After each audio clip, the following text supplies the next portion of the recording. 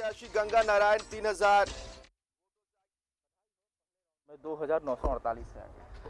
धन्यवाद, बहुत बहुत दिल से धन्यवाद देते हैं। और ये सब जनता का प्यार है, ये जनता की आशीर्वाद है और जनता की प्यार आशीर्वाद अभी सामने आया है। आगे और अच्छे उनके आशीर्वाद और प्यार मिलेंगे।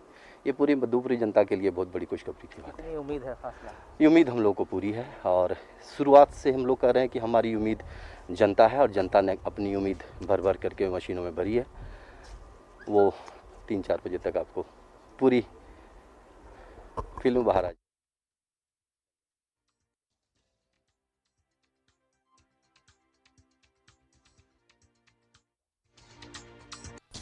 मधुपुर उपचुनाव के लिए वोटों की गिनती जारी है। इसके अलावा देश के 5 राज्यों के भी नतीजे आ जाएंगे और लगातार वहां पर भी वोटों की गिनती जारी है, वो भी आपको हम अपडेट कर रहे हैं। आप देख सकते हैं इस टैली में अलग अलग राज्यों के चुनावी रुझान, मतगणना के रुझान जो सामने आ रहे हैं। टीएमसी फिलहाल अभी 139 सीटों पर आगे, बीजेपी 117 सीटों पर आगे है, लेफ्ट 2 और अदर्स 3 है। ये तो पश्चिम बंगाल के आंकड़े आपको दिखा रहे हैं।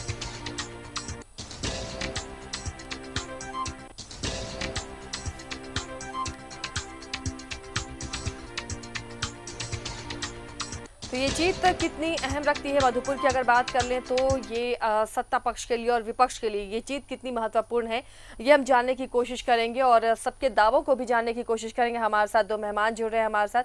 कांग्रेस से शमशेर आलम हैं और बीजेपी से प्रदीप सिन्हा हमारे साथ जुड़े हुए हैं। प्रदीप जी, पहले आपसे सवाल, कौन जीत रहा है ये सीट? पहले तो बधाई आपको, प्रत्याशी बीजेपी के फिलहाल अभी 3000 वोटों से आगे चल रहा है।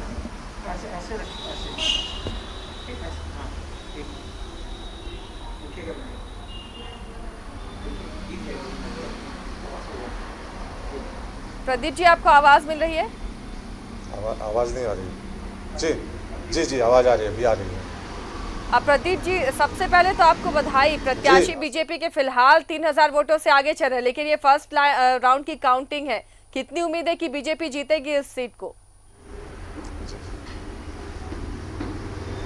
देखिए, मैं समझता हूँ कि अभी आप जो बधाई दे रही हैं, थोड़ा इंतजार करना चाहिए अभी हम सबों को, क्योंकि ये शुरुआती रुझान है और प्रथम चक्र के गिनती के पश्चात का ये नतीजा है। और आपको ये बताऊं कि जो चुनाव प्रक्रिया चल रही थी मधुपुर में, मैं भी वहाँ 15 दिन था जी। तो प्रत्याशी को लेकर जो आम मतदाता में एक राय बनी थी कि हमारा प्रत्याशी गंगा नारायण सिंह जो है, आम दिनों में भी लोगों के बीच जाना आना होता है, उनका सुख दुख में उनके साथ वो खड़े रहते हैं और गरीबों के एक तरह से आप कह सकते हैं कि वो मददगार माने जाते हैं क्षेत्र में। और भारतीय जनता पार्टी ने भी जब कैंपेन चलाना शुरू किया, हमारे तमाम जो वरिष्ठ नेता हैं क्षेत्र में वो भी पहुँचे थे। बाबूलाल मरांडी थे, प्रदेश अध्यक्ष जी थे, उसके अलावा जो हमारे विधायक हों, क्षेत्र के सांसद हों, सारे लोगों ने अपनी ताकत लगाई। हम लोगों ने राज्य सरकार की विफलताओं को जनता के समक्ष रखा कि 1 साल के दौरान राज्य सरकार ने किस किस तरह से इस राज्य की जनता से किए गए वादों से अपने कदम पीछे खींचे हैं, उसको जनता के सामने रखा। और भारतीय जनता पार्टी जो सेवा ही संगठन के लक्ष्य के माध्यम से चलती है, हमने वो सारे चीज़ें जनता को बताई कि कोरोना संक्रमण का जब काल चल रहा था तो एक तरफ राज्य सरकार संसाधन का रोना रो रही थी और दूसरी तरफ केंद्र सरकार जो मदद के कार्य चला रही थी गरीबों के उत्थान के लिए, और गरीबों का कैसे चूल्हा घर में जलता रहे, इसलिए 80 करोड़ लोगों को राशन दिया गया उस दौरान। उसके अलावा बैंक अकाउंट में पैसे डाले गए ताकि कहीं भी लोगों को ये न लगे कि सरकार हमारे पीछे खड़ी नहीं है। तो हम लोगों ने पूरी ताकत लगाई अपनी ओर से, हमारे संगठन के कार्यकर्ताओं ने भी, आपने देखा होगा कि पूरी ताकत के साथ जितनी क्षमता है हमारी उससे ज़्यादा बढ़ चढ़ कर कोशिश की हमने। और चुनाव के दौरान जो जनता का उत्साह मिल रहा था, हम सबों को भी उत्साहित कर रहा था कि जनता इस बार परिवर्तन के मूड में है। और चूँकि अभी प्रथम चरण की गिनती के पश्चात रुझान हमारे पक्ष में है तो निश्चित रूप से अच्छा लग रहा है, लेकिन थोड़ी और कंसोलिडेट हो जाए पोजीशन, उसके बाद मैं समझता हूँ कि आसिया जी आप बधाई देंगे तो स्वीकार करूँगा आपकी बधाई को। चलिए, सही कहा आपने, बहुत शुरुआती है और इसीलिए मैंने पहले राउंड के लिए ही बधाई दी थी प्रदीप जी। लेकिन राज परिवार को उम्मीदें थी कि यहाँ से वो प्रत्याशी बनेंगे, जनता को भी ये उम्मीद थी, कार्यकर्ताओं को, बीजेपी के खासकर। क्या ये नुकसान भी इसका उठाना पड़ सकता है? दूसरे जो बोरो प्लेयर को लाकर पार्टी ने टिकट दिया, इसका खामियाजा भी क्या उठाना पड़ सकता है? ऐसी कुछ संभावनाएं दिख रही हैं? देखिए 15 दिनों का जो कैंपेनिंग चला और कार्यकर्ताओं के साथ वहाँ के ज़मीनी स्तर के जो हमारे कार्यकर्ता हैं जो बूथों पर काम करते हैं, उनसे जब हमारे नेता संवाद कर रहे थे तो कहीं इस तरह की बात सामने नहीं आई, क्योंकि हमारे संगठन का उद्देश्य होता है कि एक बार जब नाम के डिक्लेरेशन हो जाए तो फिर हम पीछे मुड़कर नहीं देखते और कोई किंतु परंतु में हमारे कार्यकर्ता उलझते नहीं हैं। तो एक बार गंगा नारायण सिंह के नाम पर जब मुहर प्रदेश नेतृत्व ने लगा दी, केंद्रीय नेतृत्व ने लगा दी, तो अब हमारा सारा फोकस गंगा नारायण सिंह को आगे रख के पार्टी अपनी पूरी ताकत पीछे से लगा रही थी। और कहीं ना कहीं आपने देखा होगा कि जिस तरह से पार्टी पूरे समन्वय के साथ वहाँ कार्यक्रम के इस माध्यम से जनता के बीच पहुँच रही थी, हमारा कॉन्फिडेंस इतना मजबूत था कि राज परिवार जी हमारे पार्टी के सम्मानित नेता रहे हैं, आज भी प्रदेश के उपाध्यक्ष हैं वो, और कोई एक वाकया इस तरह का सामने नहीं आया कि राज परिवार जी खुलकर सामने आकर विरोध किया हो। उन्होंने लोगों ने गलतफहमी फैलाने की कोशिश ज़रूर की, कुछ उनके हितैषी होंगे, ऐसा होता भी है राजनीति में, कुछ लोग व्यक्तिगत जुड़ाव महसूस करते हैं, मैं इसको भी बुरा नहीं मानता हूँ, लेकिन वो सारी चीज़ें जब पीछे छूट जाती हैं, जब समर्पित कार्यकर्ता हमारा एक निश्चय लेकर और एक चुनौती के साथ आगे बढ़ता है, तो वो सारी चीज़ें कि कौन किसके साथ जुड़ा हुआ है, कौन किसकी पसंद है, ये सारी चीज़ें पीछे छूट जाती है। हमारे कार्यकर्ताओं को एक ही चीज़ दिखता है कि जब मतगणना हो तो उसके उपरांत जो परिणाम आए उसमें कमल फूल विजयी होता हुआ दिखे। चलिए प्रदीप जी, आपके पास लौटेंगे। इस वक्त कांग्रेस से भी हमारे साथ शमशेर जी जुड़े हुए हैं। शमशेर जी, स्वागत है आपका न्यूज़ 11 भारत में। क्या सीएम हेमंत सोरेन का मास्टर स्ट्रोक या बीजेपी का दाव, क्या लगता है क्या काम करेगा आज के नतीजों में? इसमें तो कहीं कोई शक ही नहीं है कि हेमंत सोरेन का मास्टर स्ट्रोक नहीं लगे, चूँकि हम लोग तो स्वतः 15 दिनों तक मधुपुर के गलियों को और आम मतदाता मालिक के बीच रहने का काम किया। जो फीडबैक है, चुनाव के दिन का भी जो फीडबैक है, निश्चित तौर पर हेमंत सोरेन का तीर निशाने पर लगेगा और कहीं से कोई गुंजाइश नहीं है।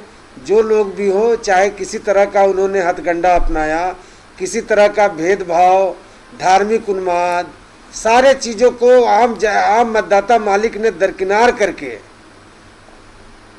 और हम लोगों को पूरा समर्थन है। और आप देखेंगे आसिया जी, जैसे जैसे रिजल्ट सामने, जैसे जैसे मतगणना सामने आएगा, हम भारी मतों से विजयी होंगे। चलिए, तो एक अपडेट भी बता दें आपको कि दूसरे राउंड में भी बीजेपी के प्रत्याशी गंगा नारायण सिंह आगे चल रहे हैं। क्या अभी भी दावा कर रहे हैं आप शमशेर जी कि जो गठबंधन ने 2 उपचुनाव जीते हैं, ये तीसरा भी जीतकर हैट्रिक लगाएगी?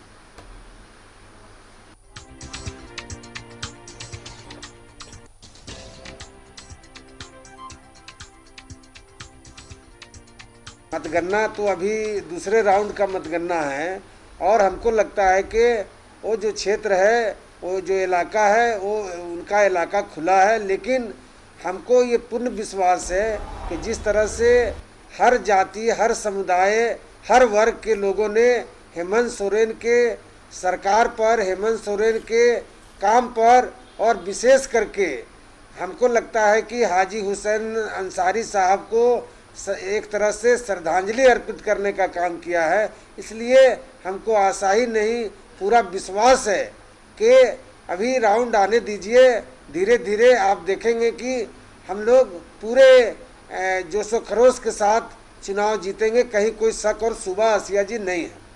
चलिए प्रदीप जी, कांग्रेस को तो कोई शक नहीं है कि ये चुनाव कहीं से भी गठबंधन लूज करेगा, लेकिन ये सीट बीजेपी अगर जीतती है तो सरकार की सेहत पर तो फर्क नहीं पड़ेगा, आंकड़ों में कोई फर्क नहीं पड़ेगा, लेकिन ये बीजेपी के लिए ये जीत कितनी अहमियत रखती है?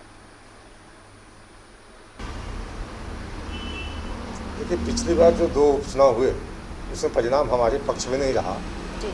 और जो गठबंधन का सहयोगी है, झारखंड मुक्ति मोर्चा हो, कांग्रेस हो, आरजेडी हो, उन लोगों ने इस तरह से इन चीज़ों को प्रेजेंटेशन किया कि भारतीय जनता पार्टी को लोग अब नापसंद करते हैं। तो कहीं ना कहीं हम उत्साहित हैं इस बार कि जो रुझान आ रहे हैं उससे कि एक निश्चित परिणाम हमारे पक्ष में हम आएगा। और एक जो हम लोगों ने राज्य सरकार के विषय में अपनी बातें रखी जनता के बीच कि राज्य सरकार ने 1 साल में विकास के काम ही सिर्फ अवरुद्ध नहीं किए, बल्कि कोरोना के संक्रमण काल में लोगों को उनके हाल पर छोड़ दिया। और स्वास्थ्य सुविधाओं का जो आज आलम दिखाई दे रहा है, आरोप प्रत्यारोप नहीं करना चाहूँगा, लेकिन एक झारखंड के निवासी होने के नाते और लोगों की पीड़ा को देखते हुए जरूर इतना कहना चाहूँगा कि आज मुख्यमंत्री हो या स्वास्थ्य मंत्री हो, ये बुरी तरह से विफल रहे हैं। और स्वास्थ्य मंत्री की हालत तो ये है कि जब कांग्रेस पार्टी की जिलाध्यक्ष। चलिए प्रदीप जी लौटेंगे आपके पास। ये मधुपुर से 3 तस्वीर। राउंड के बाद मेरा एरिया खुलेगा। ठीक है, क्या लगता है कि कितना क्या देखिए अब तो गिनती अब है ही, तो बोलने क्या है।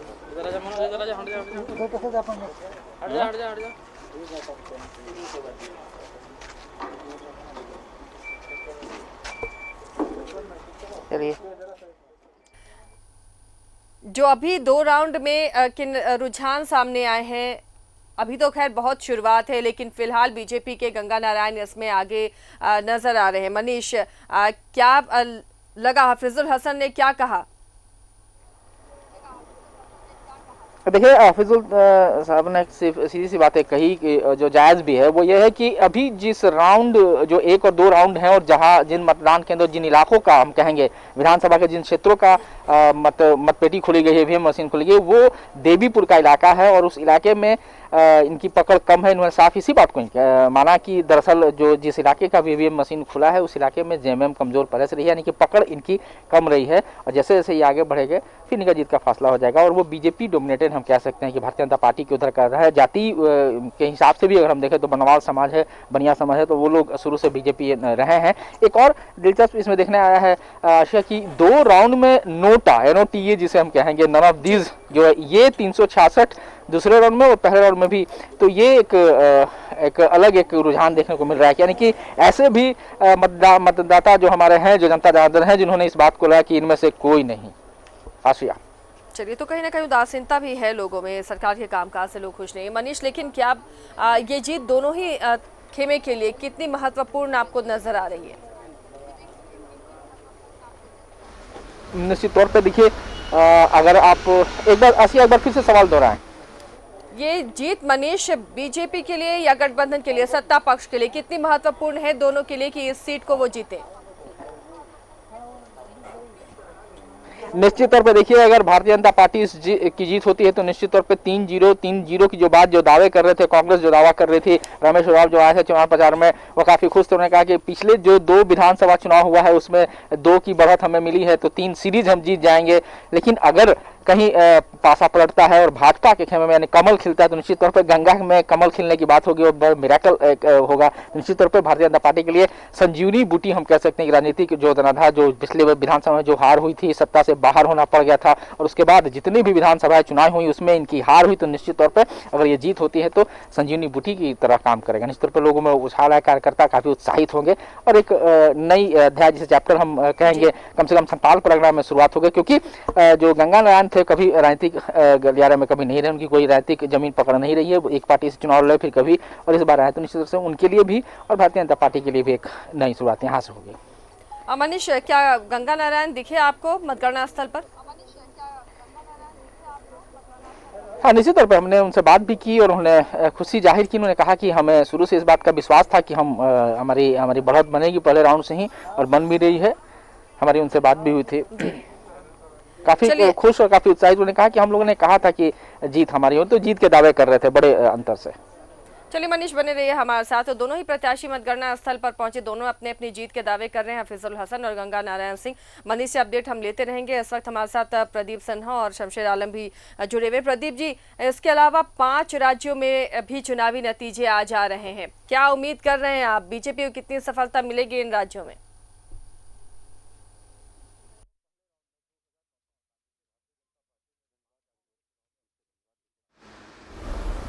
और आपको बताऊं कि केरल और तमिलनाडु में हम निश्चित रूप से जो हमारी पुरानी परफॉर्मेंस है उसमें सुधार कर रहे हैं और हमारा जो गठबंधन है वहाँ उसके साथ हम अच्छी उपस्थिति दर्ज कराएंगे। लेकिन जहाँ तक प्रश्न है कि असम में जहाँ हमारी सरकार थी, इस बार हम अपने प्रदर्शन को दोहराते हुए पुनः वहाँ सरकार बनाने जा रहे हैं।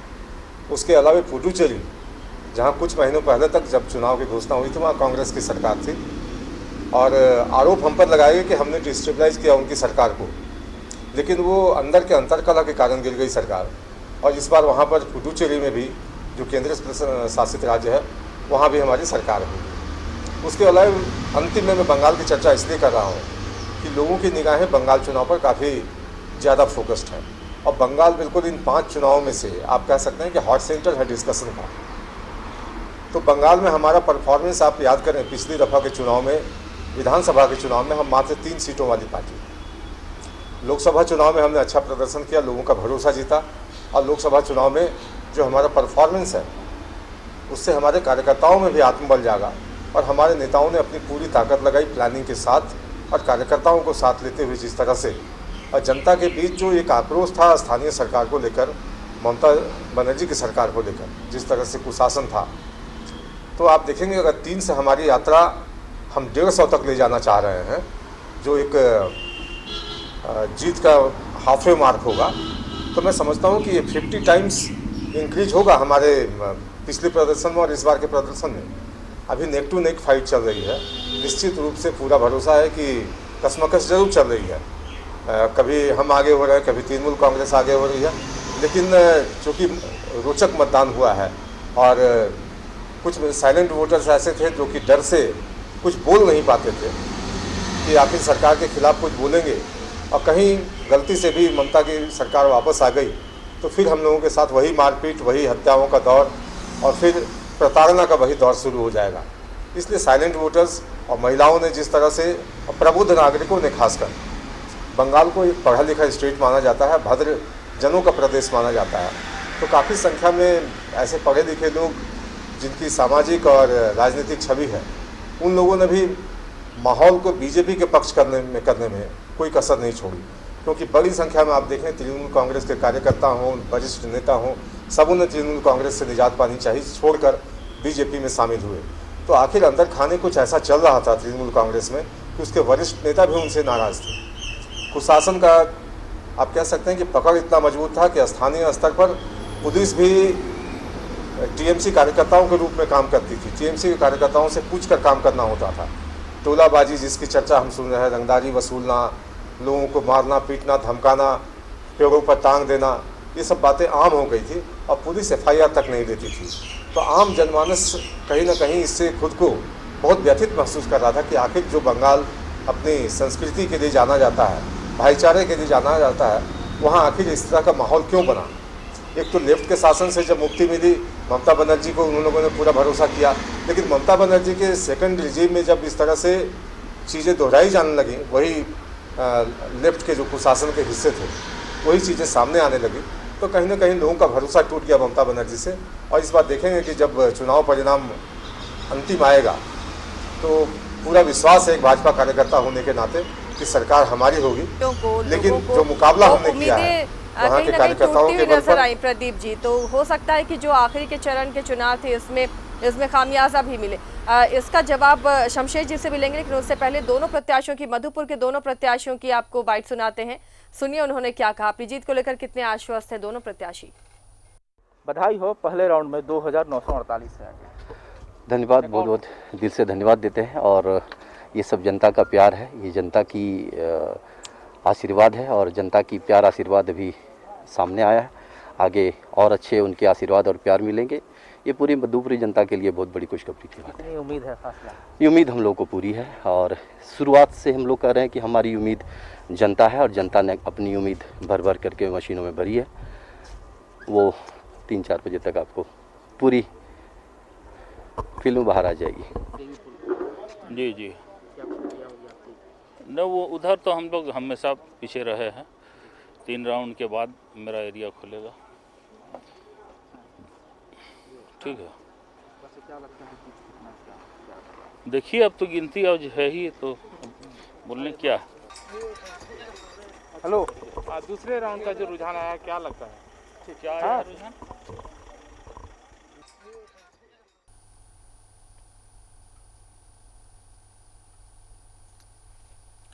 मधुपुर उपचुनाव के लिए वोटों की गिनती जारी है। दोनों ही प्रत्याशी अपनी अपनी जीत के दावे कर रहे हैं। जहां हफीजुल हसन का कहना है कि ये जो 2 राउंड है, 3 राउंड है, अभी जो काउंटिंग हो रही है ये उनका क्षेत्र नहीं रहा, लिहाजा उसके बाद उनके क्षेत्र के ईवीएम खुलेंगे। और उधर गंगा नारायण भी अपनी जीत के दावे कर रहे हैं। चलिए अब शमशेर जी आपके पास। प्रदीप जी ने कहा कि 5 राज्यों में बीजेपी ही जीतने वाली है क्योंकि जनता समझ चुकी है कि कौन बेहतर शासन कर रहा है। इस पर क्या कहेंगे आप? हमको लगता है कि प्रदीप जी का और भारतीय जनता पार्टी के लोगों का मजबूत स्थिति में जो नशा का खुमारी है वो अभी उतरा नहीं है, लेकिन ये 4 राज्यों की चुनाव के परिणाम इन लोगों के खुमारी को उतार देगा। आप प्रदीप जी किस ये से कह रहे हैं, बंगाल के जो परिणाम आ रहे हैं, आसाम की जो स्थिति है, केरला की जो स्थिति है, तमिलनाडु की जो स्थिति है, हमको लगता है कि इन लोगों को ख्याली पुलाव बनाने की आदत सी लग गई है और ये लोग झूठे सपने, झूठे वादे, झूठे कल्पना, मुंगेरी लाल के हसीन सपने अभी तक इन लोगों ने देखना छोड़ा नहीं है। और ये जो नारे देते थे अच्छे दिन आएंगे, हमको लगता है कि ये अब ये कहेंगे कि वो दिन कहाँ गए। ये इस स्थिति में देश की जनता इनको पहुंचाने वाली है। आसिया जी, 4 राज्यों के परिणाम आने दीजिए। और एक तो ये है कि आज देश की जनता त्राहिमाम कर रही है, लोग कोविड को लेकर के परेशान हैं, कोरोना संकट हमारे देश को, हमारे अवाम को घेर चुका है।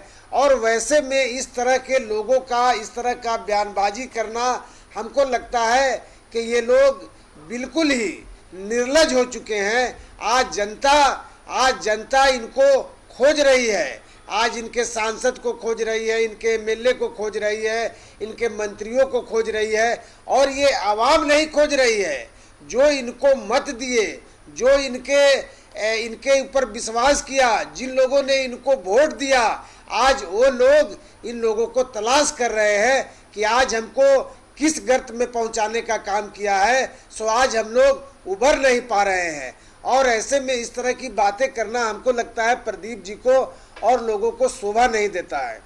जहाँ तक सवाल है कि आपने देखा कि आखिरकार को आज इस नतीजे पर जो पहुंचा है कोरोना, इसके लिए जिम्मेवार कौन है।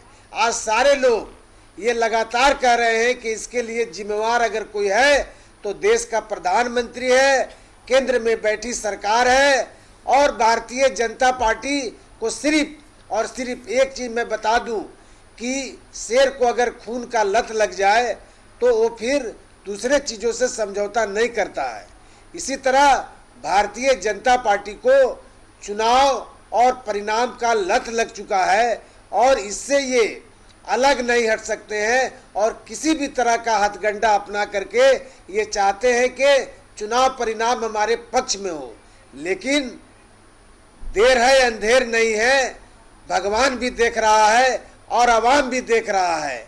हमको लगता है कि दोनों ने फैसला कर लिया है कि ऐसे शासक को, ऐसे राज को नेस्त नाबूद कर देना है।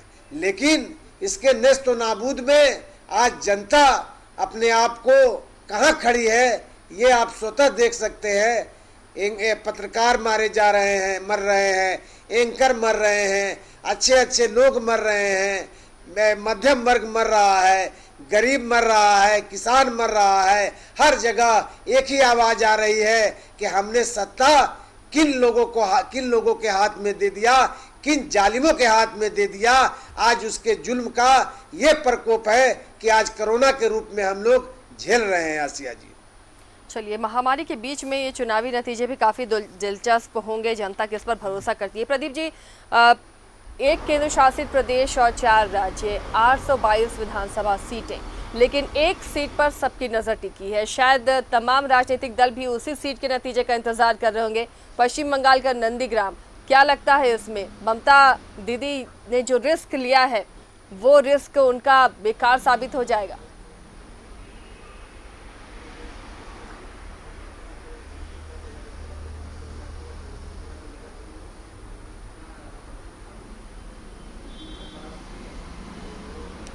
आशीष जी, आपने सवाल मुझसे पूछा या जी प्रदीप जी आपसे? शमशेर जी से? जी जी, मैं समझ नहीं पाया था, सॉरी। लेकिन निश्चित रूप से नंदीग्राम की जनता ने इस बार ठान लिया है कि ममता दीदी के कुशासन से मुक्ति दिलाने के लिए उनको भी हराना आवश्यक है। अभी रही नंदीग्राम की बात, अब शमशेर जी अभी बहुत बड़ी बड़ी बातें कर रहे थे कि लोग सोच रहे हैं कि इस नरेंद्र मोदी के हाथ में सत्ता क्यों सौंप दी। तो कम से कम मैं समझता हूँ कि बंगाल में उनको देखना चाहिए कि वो 10 तक भी नहीं पहुँच रहे हैं। 10 सीट तक भी अगर उनकी पार्टी पहुँच जाए तो मैं समझता हूँ उनके लिए बहुत बड़ी राहत की बात होगी। और कांग्रेस पार्टी के नेता राहुल गांधी ने जब अंतिम चरण के चुनाव होने जा रहे थे, 7वें 8वें चरण के चुनाव होने थे, तो उन्होंने इस तरह से अपने बंगाल ना जाने की घोषणा को लेकर माहौल बनाया कि मानो वो बहुत बड़ा त्याग कर रहे हों और कोई लीडिंग पार्टी अपने हाथ में जीती हुई बाजी को निकलने दे रही है।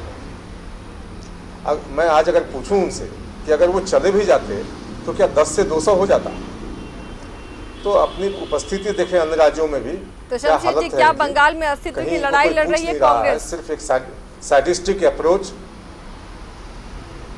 देखिए, सवाल है कि बंगाल में हम अस्तित्व की लड़ाई लड़ रहे हैं या नहीं लड़ रहे हैं। बंगाल में हमने मजबूती से चुनाव लड़ा है और बंगाल में ये साफ तय हो गया था और साफ तय है कि भारतीय जनता पार्टी और ममता दीदी, और हम लोगों ने ये स्पष्ट कर दिया है और ये साफ संकेत है कि जहां पर हमारे प्रत्याशी हैं हम अपनी बात करते हैं, लेकिन हमारा ये भी था कि हमको किसी भी तरह से ये भारतीय जनता पार्टी को बंगाल के चुनाव में आने नहीं देना है।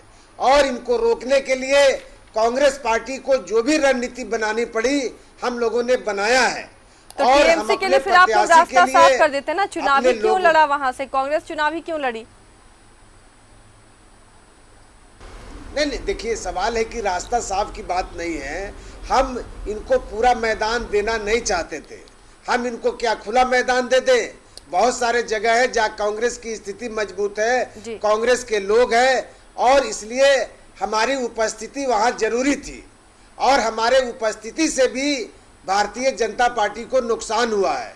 अगर हम अनुपस्थित हो जाते तो हो सकता था कि भारतीय जनता पार्टी को लाभ हो जाता। मैंने पहले आपको कहा कि हमारे नेताओं ने जो रणनीति बनाई कि बंगाल चुनाव में भारतीय जनता पार्टी को परास्त करना है।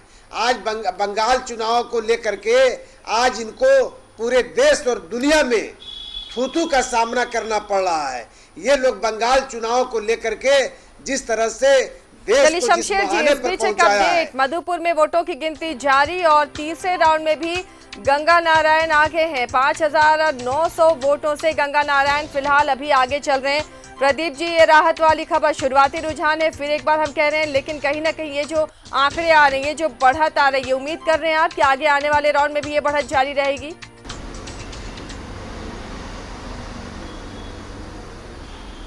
देखिए, निश्चित रूप से तीसरे चरण के दौर में अगर लगभग 6,000 को मतों का अंतर है तो मैं इसको मानता हूं कि अच्छा है।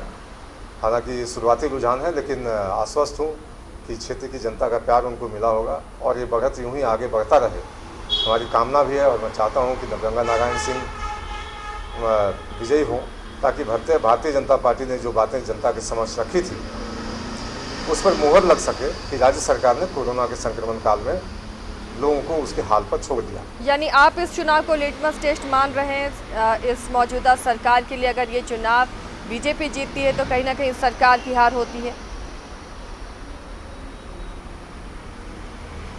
नहीं, मैं सरकार की हार के रूप में तो नहीं देखूंगा, लेकिन सरकार के जो पॉलिसी जो है और सरकार ने जो वायदे किए जनता से अपने घोषणा पत्रों के माध्यम से, चाहे कांग्रेस हो या फिर जेएमएम हो, तो उन घोषणा पत्रों को जब आप उठाएंगे तो आपको नजर आएगा कि एक भी वायदे इन लोगों ने पूरा नहीं किए। चाहे बेरोजगारों को भत्ता देने की बात हो, किसानों को 2 लाख रुपए ऋण माफ़ी की बात हो, तो सभी चीज़ों में इन्होंने कदम खींचा है। और बात करूं कोरोना संक्रमण काल में, तो आपने देखा कि कांग्रेस के 2 मंत्री जब कोरोना का संक्रमण चल रहा था पिछली दफ़ा 2020 में, तो जब कृषि मंत्री बादल पत्रलेख से पूछा जाता था कि राज्य के अंदर खाद की कालाबाजारी क्यों हो रही है, तो बिल्कुल असहाय बने होते थे कि हम कुछ नहीं कर पा रहे हैं, छापेमारी भी तक नहीं की जाती थी और मनमाना कीमत वसूला गया किसानों से। तो ये तो इनको किसानों के प्रति इनकी हमदर्दी दिखाई देती है। और जब इस बार का संक्रमण आया तो आप देखिए कि राज्य के अंदर, राज्य की तो बात छोड़ दीजिए, सुदूर क्षेत्रों की बात छोड़िए, आप राजधानी के हालात देखिए कि कालाबाजारियों के हौसले इतने बुलंद हैं कि आवश्यक दवाओं की कालाबाजारी वो खुलेआम कर रहे हैं, सिलेंडर बेच रहे हैं खुलेआम। रेमडेसिविर दवा जो जानलेवा दवा के रूप में सामने आई है कि लोगों की जान बचाने में सहायक है, उस दवा की कालाबाजारी हो रही है, बेड की कालाबाजारी हो रही है। तो इस तरह का जो माहौल है, तो अगर आप लगाम नहीं लगा सकते हैं, आप रोकथाम नहीं कर सकते मंत्री होते हुए, तो आरोप तो आप पर लगेगी। और जब हम आरोप लगाएंगे तो आप प्रत्युत्तर में कहेंगे कि नहीं, भारतीय जनता पार्टी वाले नकारात्मकता फैला रहे हैं। तो यही काम तो आप पूरे देश में कर रहे हैं और एक लंबे समय से कर रहे हैं, और जनता आपको सुन नहीं रही। जनता आपको हर राज्य दर राज्य खारिज करती जा रही है, लेकिन फिर भी ढिठाई इतनी कि इनको इनकी बात कहने की छूट दी जाए और जनता इनकी बकवास सुनती रहे। मैं एक बात आपको याद दिलाना चाहूँगा कि राहुल गांधी ने बंगाल न जाने की घटना को इतना बढ़ा चढ़ाकर पेश किया और लोगों से, अन्य दलों के नेताओं से आह्वान किया कि आप भी नहीं जाइए। आज उन दलों के नेताओं को पूछना चाहिए कि आप चले भी गए होते तो अपने दल के लिए क्या कर लेते। और आप देखिए, ममता बनर्जी ने बीच चुनाव में सभी विपक्षी दल जो उनके कभी सहयोगी रहे हैं, आपको याद होगा कोलकाता का वो महासंगम, जब सभी दलों ने हाथ ऊपर उठाकर फोटो खिंचवाए थे, सबको चिट्ठी लिखी कि सब साथ आ जाओ, बंगाल को बचाने का समय है, ये बीजेपी को रोकना है। तो वो वैसे दलों से मदद मांग रही थी, लेफ्ट और कांग्रेस से, जो खुद अपनी नैया बचाने की स्थिति में नहीं है। तो आप समझ सकते हैं कि ममता देवी जी कितनी हताश थी। भारतीय जनता पार्टी पूरे उत्साह से लबरेज और जनता के भरोसे, कि जनता को भी लगने लगा कि अब परिवर्तन का समय आ गया है। भारतीय जनता पार्टी ने जनता की आवाज को इसका जवाब लेंगे शमशेर जी से, लेकिन उससे पहले हमारे सहयोगी शाहनवाज के पास चलते हैं। चुनाव आयोग के दफ्तर में वो मौजूद हैं। शाहनवाज, क्या कुछ चल रहा है वहाँ?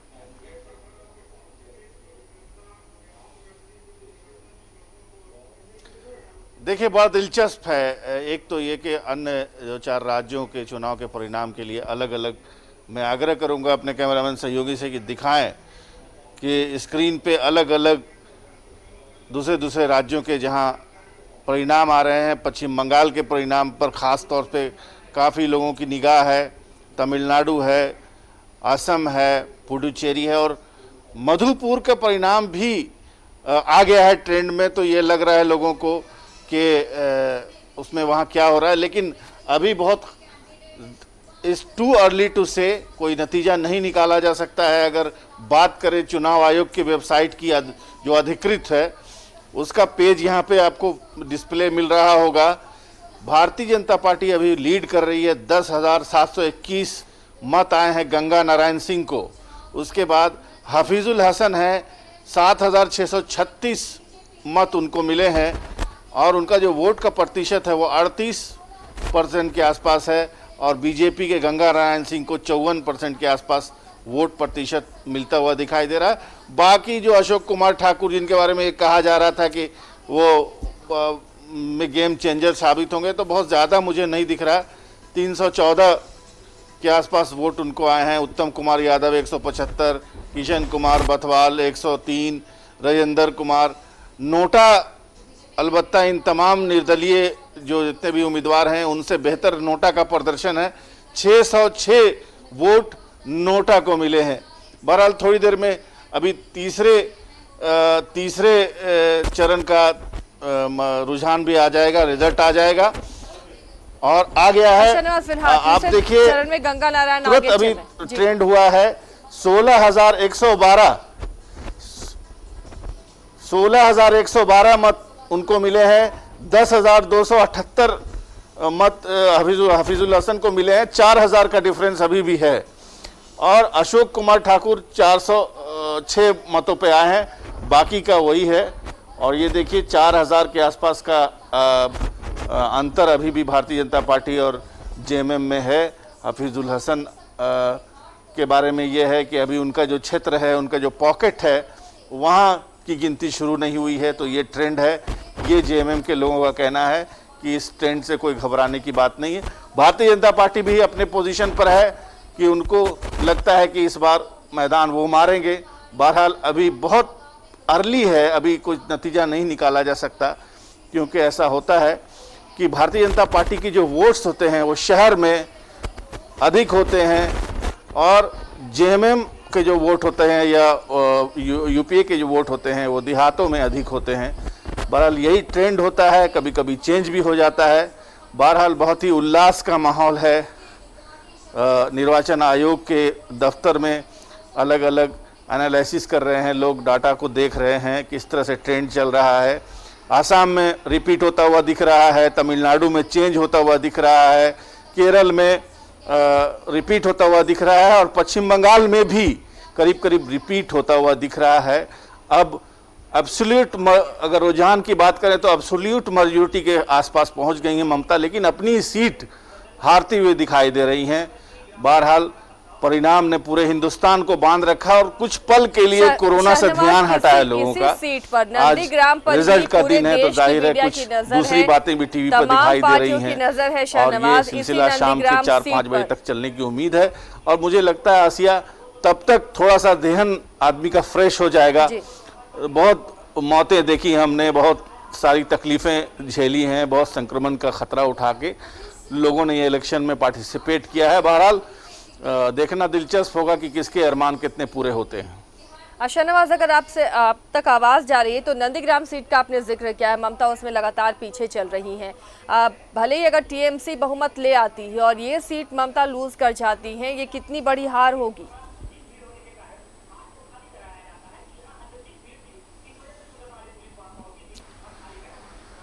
देखिए, राजनीति में तो होता ही है, लेकिन अगर वो अपनी जो सीट है उसको लूज़ कर जाती हैं तो उनके पास ऑप्शंस बहुत सारे होंगे। क्योंकि भारतीय जनता पार्टी के एक मिसाल के तौर पर बाबुल सुप्रियो अगर हार जाते हैं या जीत जाते हैं तो बहुत सारी सीटें जो एमपी होकर के लोग लड़ रहे हैं वो वहाँ पर कंटिन्यू नहीं करेंगे। जाहिर है सांसद होना ज़्यादा बेहतर होता है, तो बहुत सारी सीटें खाली होंगी और ममता बनर्जी अगर हार भी जाती हैं तो बहुत सारी सीट उनको ऑफर कर देंगे लोग, उनके अपनी पार्टी के लोग, जो शॉर्ट सीट होती है। तो ये ज़्यादा टेंशन की बात ममता बनर्जी और टीएमसी के लिए नहीं है। हाँ, उनके लिए प्लस पॉइंट ये है कि वो अभी बहुत लीडिंग पोजीशन में, अब कंफर्टेबल पोजीशन में आती हुई दिखाई दे रही है। बीजेपी का जो लेकिन प्रदर्शन इतना भी है शाहनवाज, कुछ क्लियर नहीं होना चाहिए। अभी ये इलेक्शन है, अभी बहुत सारी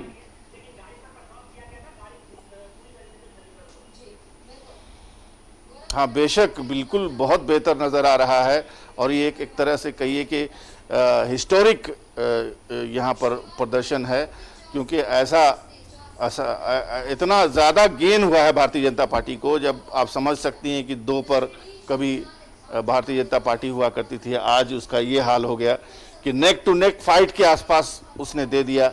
भारतीय जनता पार्टी का प्रदर्शन, मेहनत, स्ट्रेटेजी, हालांकि उसके पास उम्मीदवार तक नहीं थे, लेकिन ग्रास रूट पर मेहनत किया, टीएमसी के विक्षुब्धों को अपनी पार्टी में शामिल करके मुद्दों को उठाया, लोगों को इस अंदाज में सोचने पे मजबूर किया कि वहाँ पर चेंज चाहिए और चेंज लाने से राष्ट्रीय स्तर पर पश्चिम बंगाल को जो लाभ मिलना चाहिए था वो अब तक नहीं मिला है। बहुत सारी बातें आई और उसका असर होता हुआ दिखा है, तभी तो इतना ज़बरदस्त उछाल है। जो पार्टी बिल्कुल जीरो पर हो और उसको इतना ज़्यादा गेन हो गया, और जो लेफ्ट वहाँ पर 4-4, 5-5 बार वहाँ पर सरकार में रही है, आज उसका प्रदर्शन इतना निराशाजनक हो गया है कि अब तक के ट्रेंड के मुताबिक 1 सीट आती हुई दिखाई दे रही है लेफ्ट प्लस को, उसमें कांग्रेस भी शामिल है। तो आप सोच सकते हैं कि मतदाताओं का ध्रुवीकरण हुआ है दोनों तरफ। एक तो भारतीय जनता पार्टी की तरफ जबरदस्त ध्रुवीकरण हुआ है और दूसरा टीएमसी को अपनी साख बचानी थी। और बहुत दिलचस्प चुनाव रहा, एक तरह से कहें तो चुनाव जो अगर रहा है तो इतना दिलचस्प कहीं तमिलनाडु में नहीं रहा है, केरल में नहीं रहा है, पुडुचेरी में तो खैर रह ही नहीं सकता। जो पूरा का फोकस जो है पूरे मीडिया का और नेशन का अटेंशन पश्चिम बंगाल के चुनाव में रहा, और इतने गंभीर संकट के, कोरोना संकट के बावजूद इतनी बड़ी बड़ी रैलियां वहां पर हुई, लोगों ने पार्टिसिपेट किया और एक डेमोक्रेटिक फेस्टिवल टाइप से वहां पर फील होता है। बंगाल में कोई भी चीज़ होती है, चाहे कभी भी चुनाव हो, कोविड पीरियड में हुआ तो अलग बात है, अगर ऐसे भी चुनाव होता है तो बहुत ही वहाँ पर स्पोर्टिंगली लेते हैं, वो दिल से लड़ते हैं हर चीज़ को, वो चुनाव को। आप कलकत्ता पश्चिम बंगाल के आसपास जाएं तो आपको सड़कों में पोस्टर्स बैनर्स ऐसे छाए रहते हैं जैसे लगता है कि हर एक व्यक्ति उसमें पार्टिसिपेट कर रहा है। बहरहाल जो रिजल्ट होगा बहुत दिलचस्प होगा। और जहाँ तक सवाल है कि ममता बनर्जी की जो अपनी सीट है नंदीग्राम, वहाँ से उनका ट्रेल करना, अभी तक अंतर भी काफ़ी बढ़ गया है।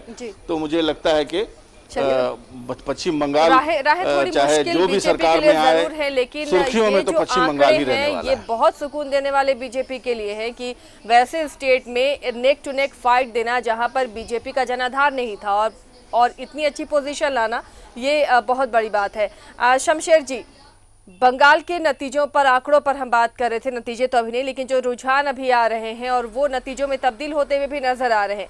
बीजेपी बहुत अच्छा वहां प्रदर्शन कर रही है, कांग्रेस तो लग रहा है कि वहां पर वाकई अस्तित्व की लड़ाई लड़ेगी। अब कांग्रेस की जो स्थिति नजर आ रही है, देखिए बंगाल चुनाव में अगर आपने कहा कि भारतीय जनता पार्टी अच्छे स्थिति में है, तो ये भी हम लोगों को आकलन करना होगा कि पिछले 4 सालों से भारतीय जनता पार्टी पूरी केंद्र सरकार पूरी ताकत के साथ, और हमको लगता है कि जिस तरह का नए प्रयोग बंगाल में करने चाहिए भारतीय जनता पार्टी को, हमको लगता है कि लग रहा था कि हिंदुस्तान के ये लोग प्रधानमंत्री नहीं हैं, हिंदुस्तान के ये लोग गृह मंत्री नहीं हैं, हिंदुस्तान इनको नहीं देखना है, इनको बस एक ही चीज़ देखना है कि बंगाल चुनाव कैसे हम फतह करें।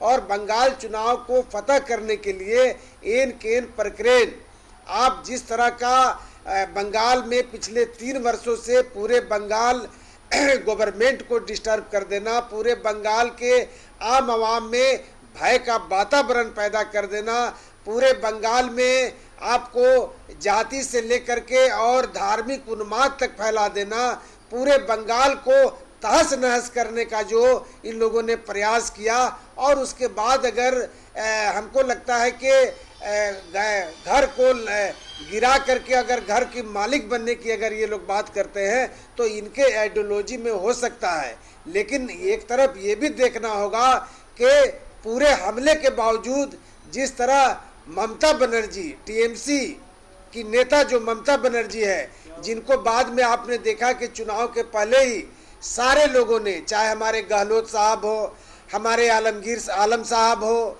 चाहे हमारे जितिन प्रसाद जी हो, पूरे कांग्रेस पार्टी की आखिर में शुभकामना टीएमसी के साथ हुई।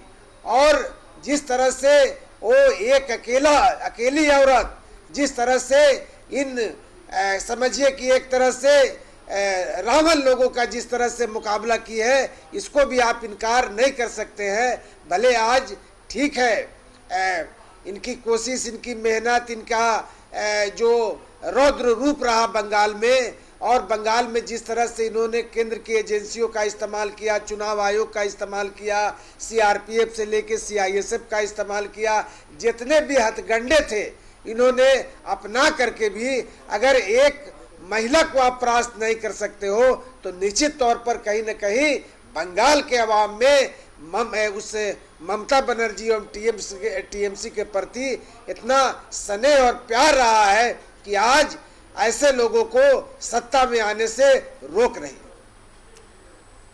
प्रदीप जी, केंद्र की तमाम एजेंसियों को लगा दिया गया बंगाल चुनाव जीतने के लिए, कितना सहमत है आप? क्या जवाब देंगे उसका शमशेर जी को?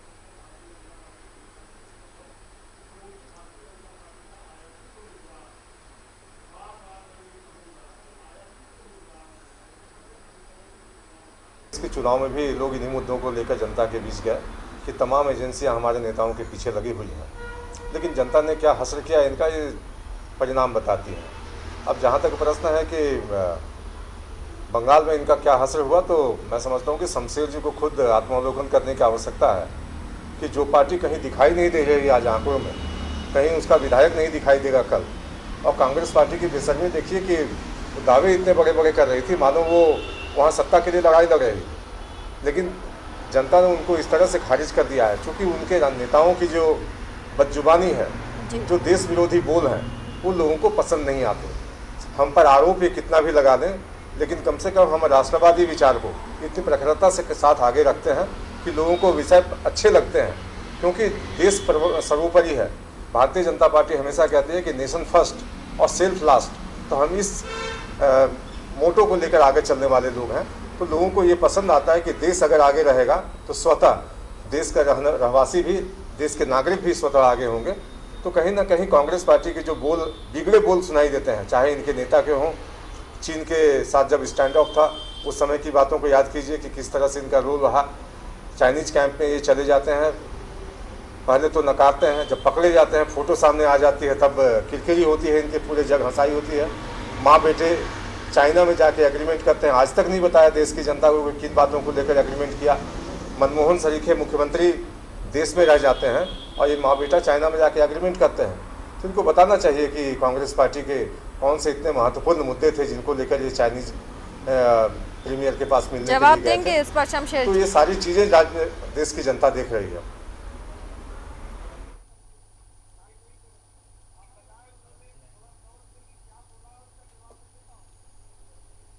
अब मैं देता हूं। जवाब देने में थोड़ी कठिनाई होती है। माँ बेटे यानी राहुल और सोनिया गांधी चाइना में जाकर किन बातों की डील करते हैं और जब इनके फोटो आते हैं तब फिर बात बनाते हुए नजर आते हैं। अरे आज तो देश देख रहा है। आप भले आरोप लगा दीजिए कि मनमोहन सिंह जी और सोनिया गांधी जी और कांग्रेस पार्टी का इतिहास है।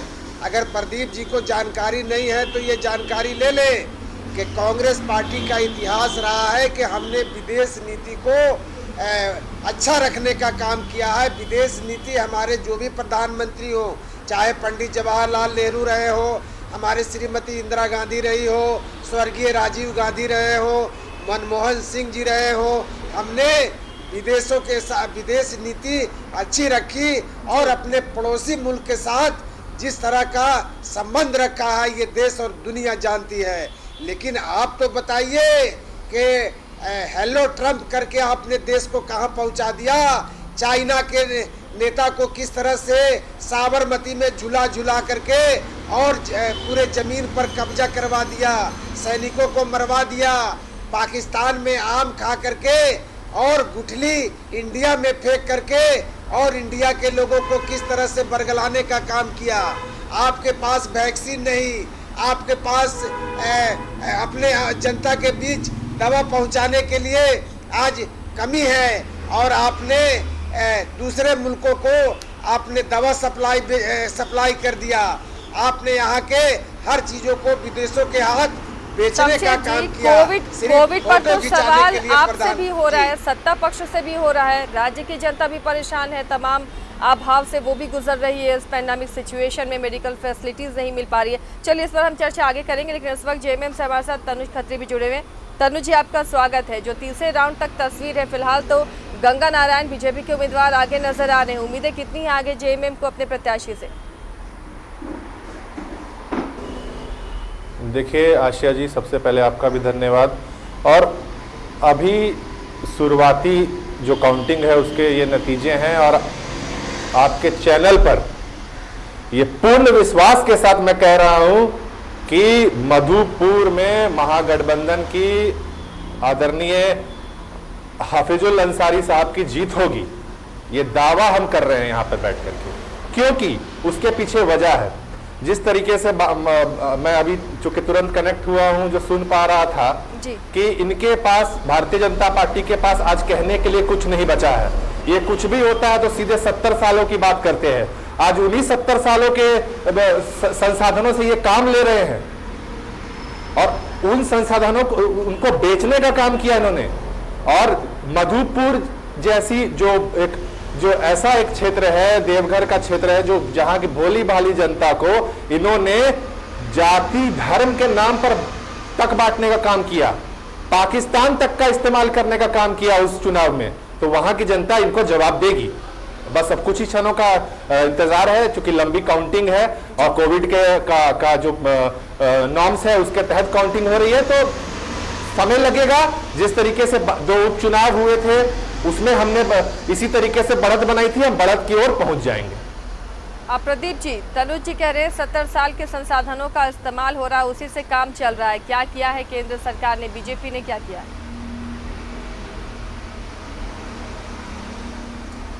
देखिए, तमाम विरोधी दल हम पर प्रश्न तो खड़ा कर रहे हैं, लेकिन जहां वो सरकार चला रहे हैं वहां की स्थिति बताएं वो।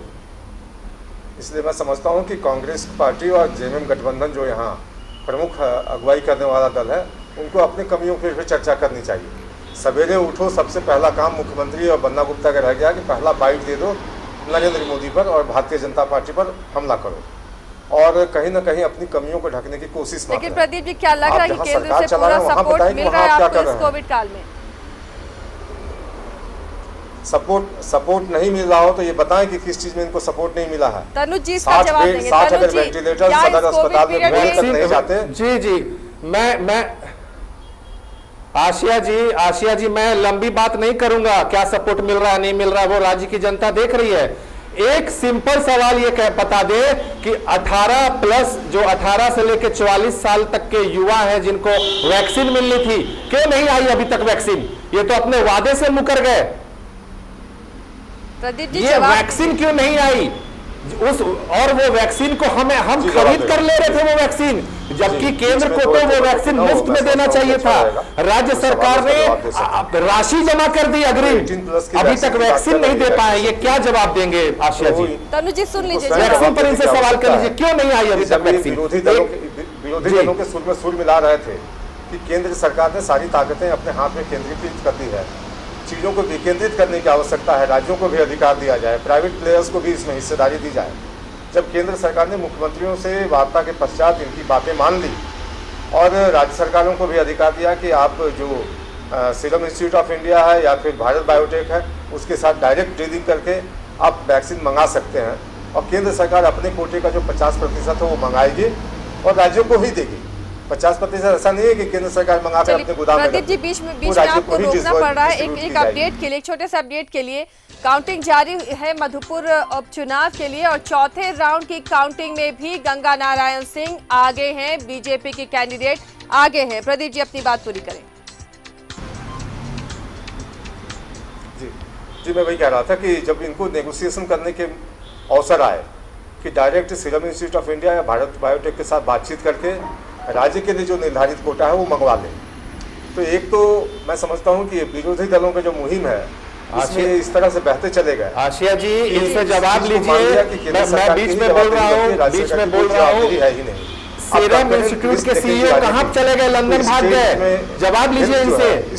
इस बीच मझधार में छोड़ करके सीईओ क्यों भाग जाता है जिसमें सारा दारोमदार था जिन पर? प्रदीप जी झूठ क्यों बोलते हैं? ये सवाल है तो झूठ नहीं बोले। सीरम इंस्टीट्यूट के सीईओ पूनावाला क्यों ब्रिटेन चले गए अपनी फैमिली को लेकर?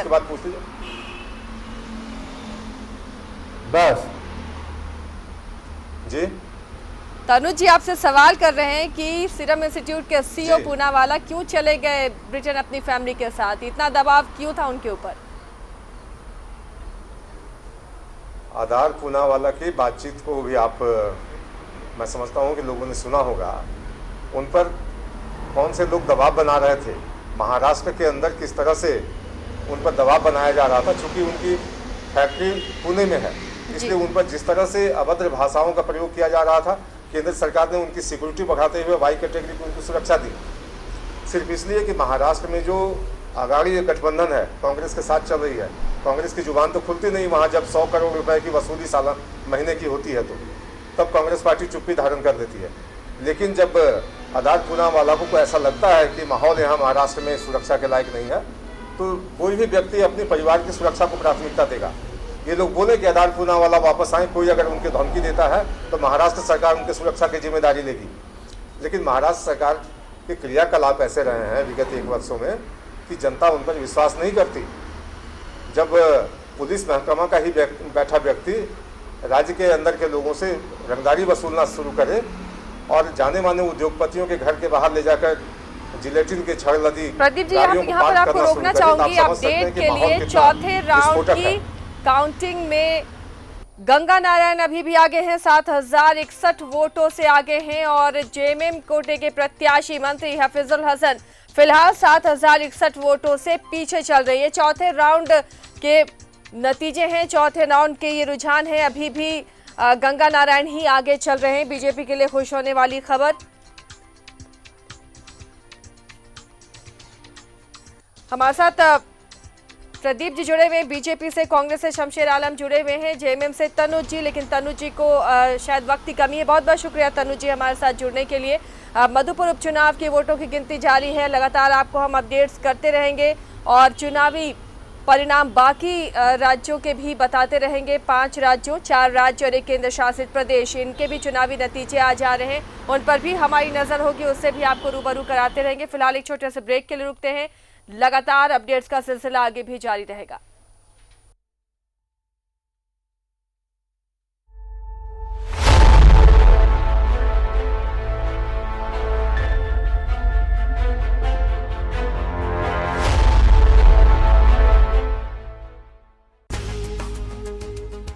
जो अपने मकान से करते हैं प्यार, वही लगाते हैं PMC prestige TMT bar. Shri Shyamaliya पार्श्वनाथाय नमः।